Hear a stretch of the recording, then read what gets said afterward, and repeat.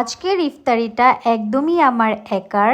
যদিও আমার একা মনে হচ্ছিল, তবুও আমার মনটাকে চাঙ্গা করতে আমি আজকে কিছুই করিনি। বাহির থেকে পছন্দের খাবারগুলো কিনে এনেছি। টেবিলে সাজানো ছিল ট্যাং, খেজুর, কমলা, আপেল, লুচি আর সাথে ছিল কাবাব।